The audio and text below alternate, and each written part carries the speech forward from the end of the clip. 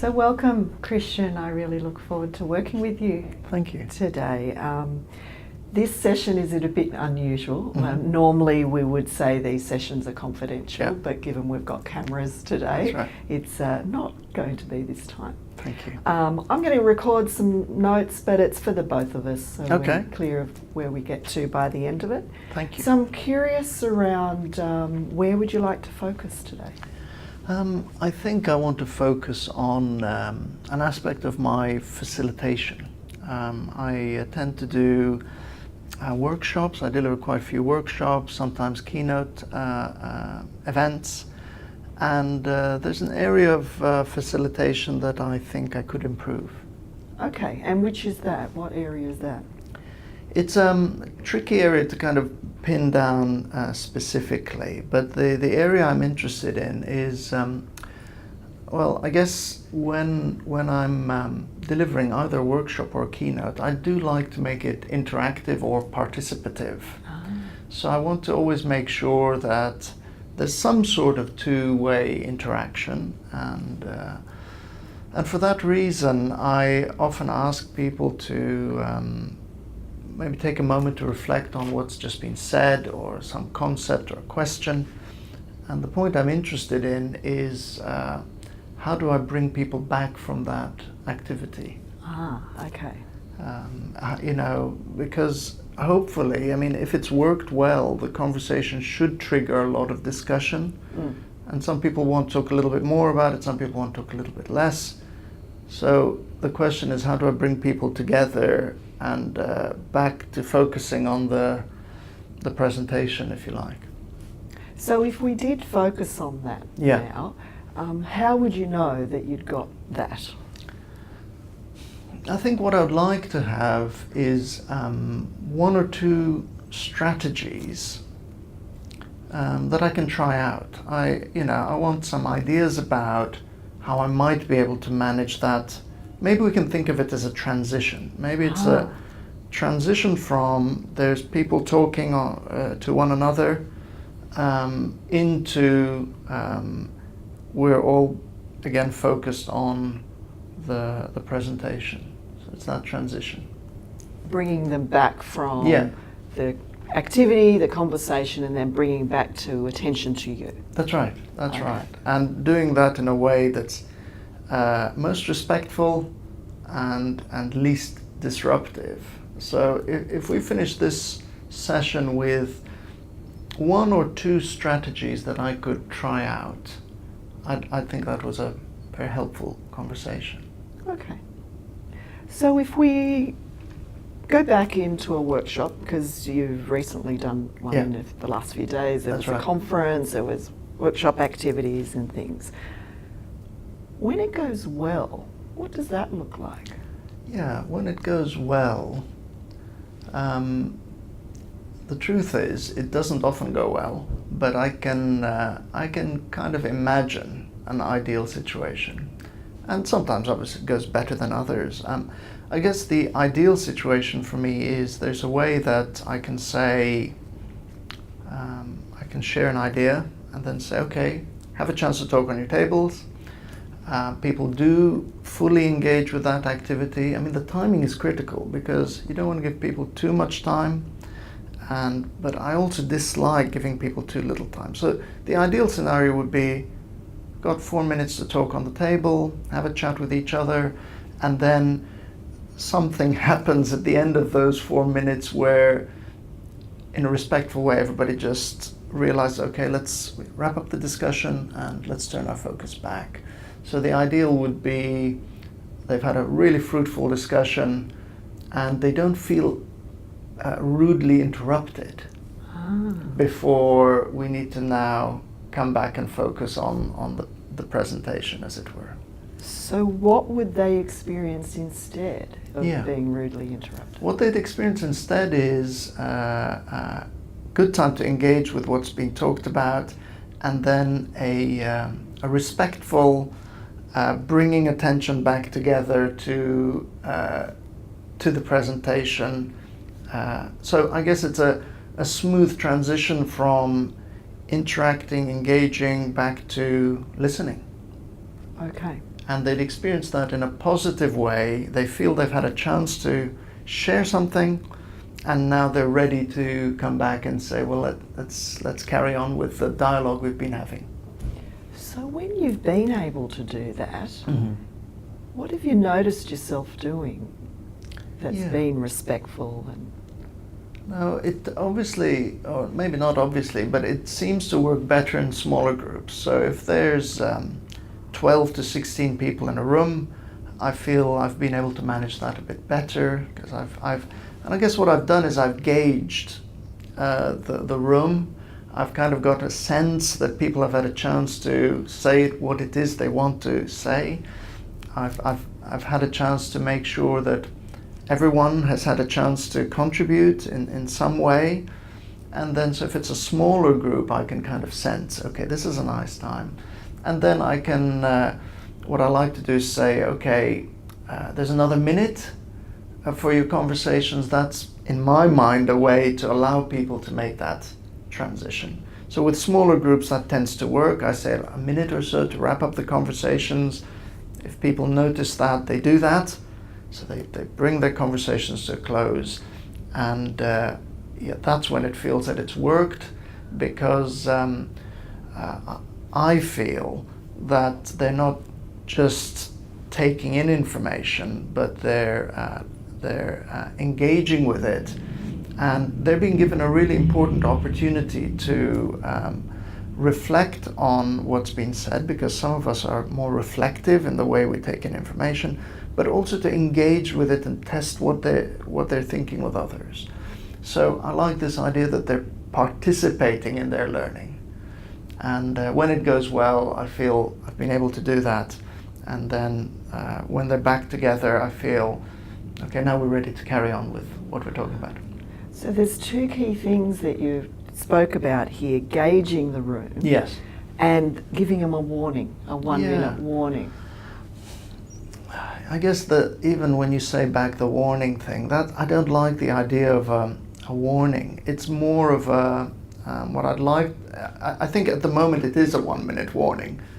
What I'd like it to be more like is just sharing of information, just allowing them to know that the time that we've set aside for that activity is kind of, we're about to wrap it up.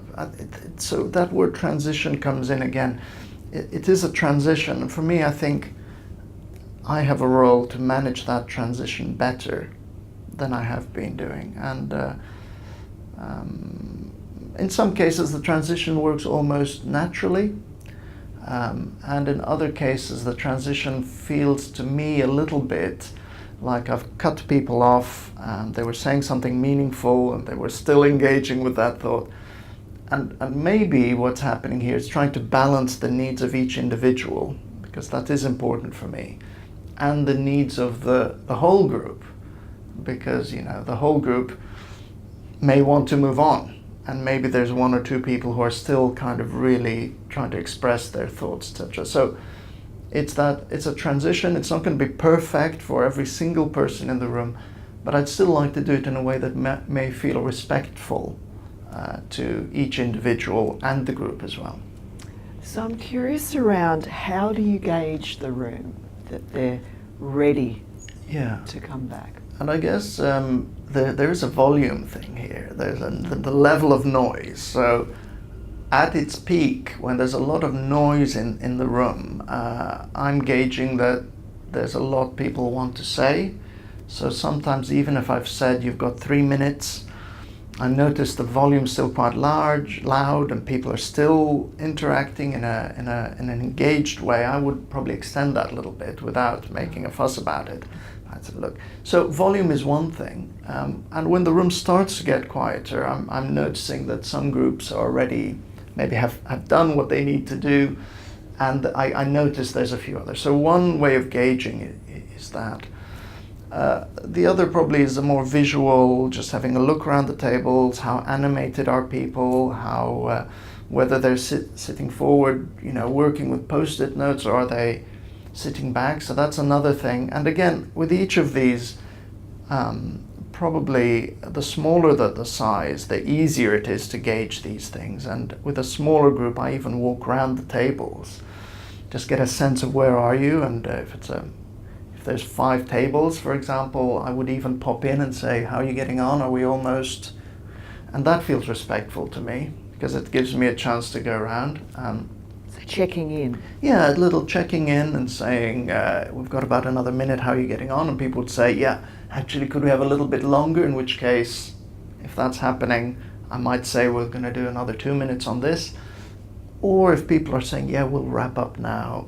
If there's 3 or 4 or 5 tables, that's manageable. So that's another way of gauging by actually asking. So I guess those things, the auditory, kind of the noise level, the visual engagement, and a checking in. As you say, just pop in and say, and that actually the checking in part sounds quite respectful to me. Okay. So if we said that was the ideal, Yeah. where you're gauging the volume, you're checking in with the groups to see whether they're ready to come back, and then what would happen after that? So I'm gauging it, I'm checking it. The checking in is actually a helpful way to give to share that information that we're about to wrap up. So in an ideal way, there'll be a kind of a natural quietening down, and the group itself picks up this idea that we're about to transition from sharing our ideas or writing things down to coming back. So in an ideal way, all I would then say is, well, thank you very much for those conversations. Make any comments that are appropriate to what was heard, and then make a decision about whether a plenary is required, whether it's going to be helpful to hear back from tables. And that's quite a nice transition because it's a kind of transition still looking at what was discussed, but we're gradually transitioning to, okay, now we're back with the whole group and we're involving everybody. So that's how that would probably work, is I would just bring them back and say, right, so can we hear from each table? That's a nice transition. And there'll be other times when perhaps just that opportunity to reflect and share is sufficient. And we don't need to have that kind of revisit those things as a whole group. But maybe that's a bit more difficult as a transition, because now that I think about it, we're transitioning from sharing my ideas to, okay, let's go straight back into something else. Whereas the idea of let's hear some of what happened is maybe a helpful transition, because we're moving from think about it yourself, share it with a smaller group, now share it with a bigger group. Maybe that's an easier way of transitioning back into we're all back together now. Okay. So we've talked quite a bit about what this ideal is going to look like. If we were to set a goal around this, by when do you want this to be true to you, where this is happening in your sessions? So I think what I'd like to feel is that I've got a strategy. There's not always going to be one strategy, but maybe 1 or 2 strategies that allow me to appreciate the engagement of people in the room and respectfully bring people back. Ideally, I'd like to have that strategy by the end of our conversation. And it's a strategy that I'm prepared to just kind of test. And perhaps if we have an opportunity to meet up in future, I'd share with you how that went. But when would I like to be actually using this more regularly? Probably, we're at it's November now, so January is a new year, new start. I'd probably like from January onwards to be using this strategy more regularly, and I'm prepared to adapt it and change it. But in terms of a timeline for me, I'd like from January onwards to be trialing any strategies and then refining it over 2016. Every time I work with a group, it gives me a chance to try it out. Okay. So let me capture some of the things that you said here in a goal statement. So by January, I have a few strategies to appreciate people in the room and respectfully transition groups. Yeah. How would you finish that off? So successfully transition groups from Group small group talk or activity to I'm not sure what we're transitioning to kind of I think it's a kind of a shared focus on the presentation. So it's a transition from active interaction and engagement to thoughtful listening and reflection. So I want some strategies that enable that transition to happen in a way that's respectful and appreciative. The last part you said, transition groups from active engagement to reflective listening. Okay. Is what I like, reflective or thoughtful listening. Yeah. And what difference will that make if you achieve that? It's an important difference it makes, because a lot of what I talk about is coaching and coaching ways of being and positive psychology. And so I'd like the experience of participants to be one where they feel valued. So I'd feel that there was more of a kind of an authentic congruence maybe between the way that I deliver some of this content and the way it's experienced by, if possible, every participant. So the last part you've just said, so that participant experience is valued, but you also spoke about in some way you're modelling being a coach, or being a respectful presenter. Maybe it's a kind of a coaching way of presenting that I want to demonstrate, and I do that to a large extent. I think a lot of what I do is intentionally trying to model that. So I'm always tentative, I hope. I'm always open to people, questioning, challenging. And it's this bit that stands out to me. This transition bit is the bit where I'm thinking, I could do it better. I think it's not terrible. The strategy I use now is to make it a bit of a joke and try to be humorous about that. I try to get a few of the participants on board to support me with that transition. So I don't think it's terrible, but it's definitely something I could do better. Okay. So let's see if we've got the goal to where you'd like it to be. Yeah. So by January, I have a few strategies to appreciate people in the room and respectfully transition groups from active engagement to reflective listening, so that participant experience is valued and a coaching way is modelled. That's wonderful, yeah. Is that it? Yeah. Fabulous. That's as clear as I've ever had what it is that I want to do. I've known that, I'm kind of, probably could do it better, but I haven't been sure so that's really helpful already. So based on what you've said already, Christian, I'm really impressed with your self-awareness of you in groups when you're presenting and really being able to pinpoint that moment that's quite crucial to you. So it's sounding like there's a lot that's working in what you're doing already. I think so. Yeah. I think so. So if we said this as a 10 out of 10, and a 1 is there's no evidence of this happening at all, where on that scale are you now? I guess at different points, at different times. Sometimes when it works particularly well, it might be a 7. And when I'm thinking that was a bit clumsy and maybe some people haven't had a chance to, feel that, or people are feeling a bit interrupted, then maybe it's a 4.5. Okay. So if we stick with the 7, How come it's a 7 those times and not a 6? Well, the 7 is because I think I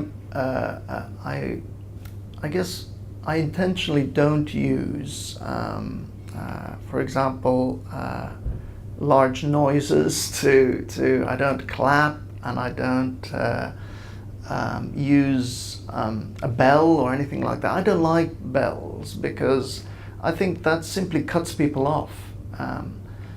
Because unless the bell were to happen a few minutes before or something like that. So I think I'm trying to be respectful by not using some of those kind of large, right, that's your time up. So I think it's a 7 when it works kind of naturally, when I've kind of set it up to say you've got 4 minutes and I've said you've got another minute now.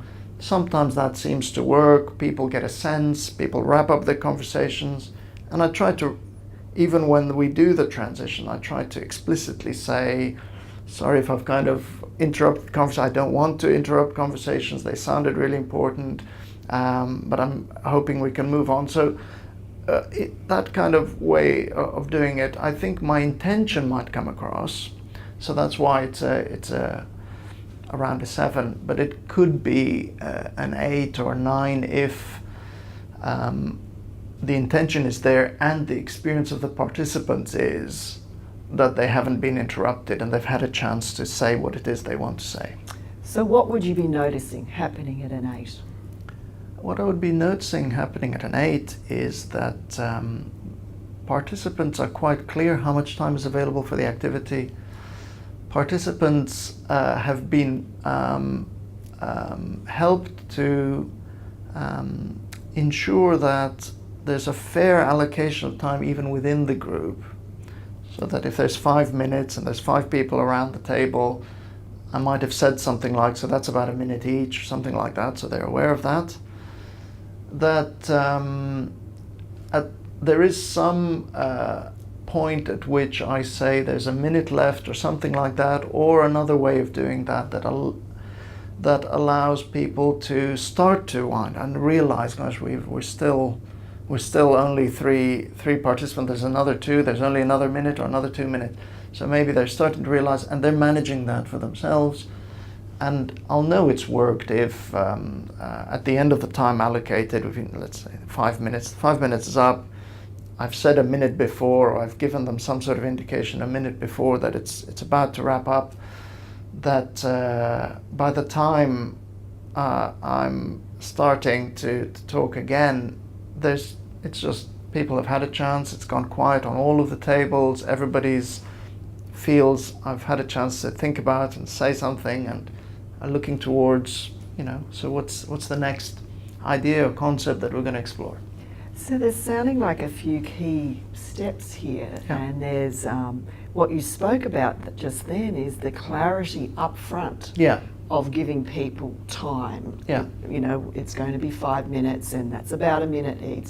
So you're giving more instruction up front of the time that's required. And I think that'll be, I don't think I do that as explicitly as I could. So I do, sometimes I've been flexible and thinking that's a good thing. Maybe it's not such a good thing. Because if there's an expectation that there's going to be a bit of leeway there, maybe one of the strategies I'll try, actually, this is one of the strategies, okay, I'm not sure, but I'm prepared to, I'd like to try it, which is to say, okay, there's going to be 5 minutes, be quite clear, what is the activity, how much time is there, and then add that bit about, so that's roughly however much per person. And I do already explicitly say, look, please try to make sure everybody has a chance. But if I give that instruction, I think that'll help. And what I'm going to try to do is maybe not change extend it or make it shorter. And if I've said 5 minutes, I'll try and stick to that. Especially if we're going to be together all day. If the group's going to be together all day, I think that's a good practice that they'll notice. So, it's 5 minutes usually, we're done, so we have to make sure we use the time as best as we can. So maybe there's a bit of that sharing of responsibility actually happening. My responsibility is to be clear about the kind of what's going on and the amount of time, and maybe the groups take responsibility for making sure everybody's had a chance to say what it is they want to say within the time allocated. So what options have you got to start moving towards the 8? Yeah, I think one option is to do that, and I'm going to so I will do that. I'll try explicitly saying how much time, and when I'm preparing the presentations, I'll give a bit more time to how much time is needed for people to have a meaningful amount of time to say something. So I'll do that. The other thing is that what we called 1 minute warning. I want maybe think about what I can do there. Do you know anyone that does this well?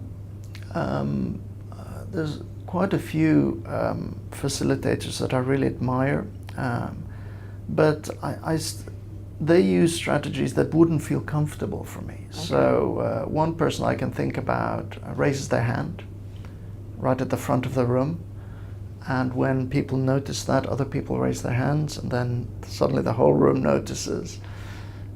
That works really well for that facilitator, but I wouldn't be comfortable with that. I've noticed lovely bells as well, nice sounding bells, not jarring sounds. I like the sound of those things.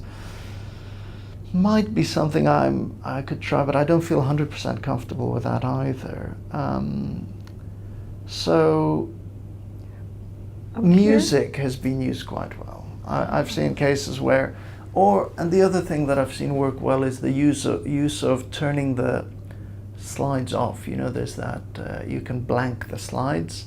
So I've noticed that work quite well. I don't do that, but blank the slide when people start talking, and then turn the slide on as an indication of, okay, when the slide is back on, I'll get started, kind of thing. The music's probably better for me because sometimes I like the slide to be there for people because that might be what they're interacting with. So from that point of view, sometimes I don't want to switch the presentation off. But maybe the use of music, maybe putting music on, because I do use music already at the beginning of my sessions. I tend to have music going on because I like that kind of. I think it's relaxing. It's certainly relaxing for me as the facilitator. So I've got the equipment there. I've got everything. So maybe I probably have to pick better music if it's for behind while these are going on. So maybe there's some sort of quieter background kind of music, and I could say, once I switch the music off, could you start to wrap up your conversations? Because I don't want it to be music's off, you're back in, because people could still be halfway. But the music off is an indication of let's start preparing for. So I could try that. That would be. So let me get clear. So it's sounding like this 1 minute before people come back is the crucial time of that transition for you. And it is. And is the music on at that starting? You put it on at that stage? What I'm thinking about is, again, this is a part of the being explicit. I'll say, while you're having a conversation, I'll put some background music on, and I'm going to turn the music off about a minute before I'd like everybody to come back together. So when you notice the music's gone off, please start to wrap up your conversation. So what I'll do as well is I'll see how this goes. I'll switch the music off. Let's say if it's a 5-minute conversation, in 4 minutes, switch the music off.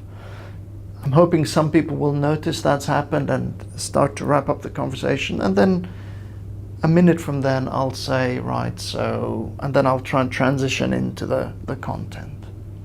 Okay. So, have you had a workshop coming up or a time to practice this in the next couple of weeks? I think the next time I'll be delivering a workshop where this would be appropriate is probably in January, okay, when I want to be trialing this. So there's 2 strategies that I'm going to be using. One is the being explicit, and I can practice that.